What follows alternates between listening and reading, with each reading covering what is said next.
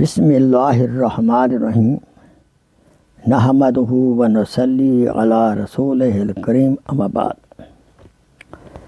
میرے محترم بھائیوں، دوستوں، بزرگوں اور میری اسلامی بہنوں، آپ کی خدمت میں چند گزارشات عرض ہیں۔ فرمایا، جو گناہ پر پچھتائے اسے ولی سمجھو، جو پرواہ نہ کرے اسے گناہگار نثار سمجھو، اور جو گناہ کر کے اترائے اسے شیطان سمجھو۔ گناہ کو نہ دیکھو کہ کتنا چھوٹا ہے، بلکہ اللہ تعالیٰ کی عظمت کو دیکھو کہ کس کی نافرمانی ہو رہی ہے۔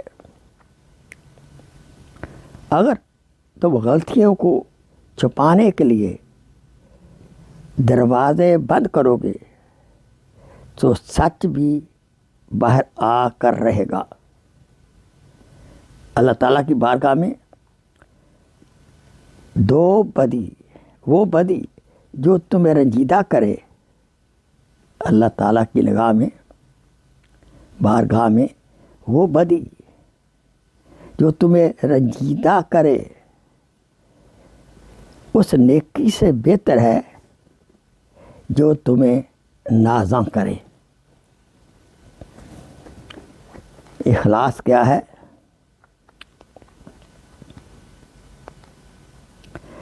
حضرت ابراہیم رضی اللہ تعالیٰ عنہ نے کہا، اخلاص یہ ہے کہ اپنی نیکیوں کو اس طرح چھپاؤ جیسے اپنی برائیوں کو چھپاتے ہو۔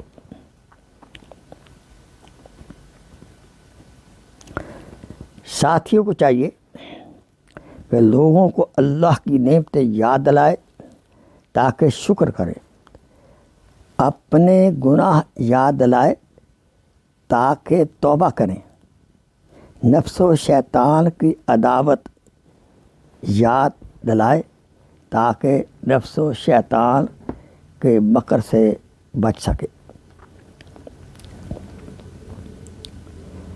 ایک غافل نے کسی شیخ سے کہا کہ آپ کا مرید ریائی سے ذکر کرتا ہے۔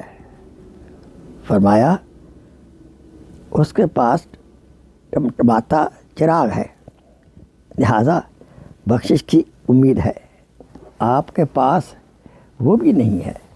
اللہ اکبر۔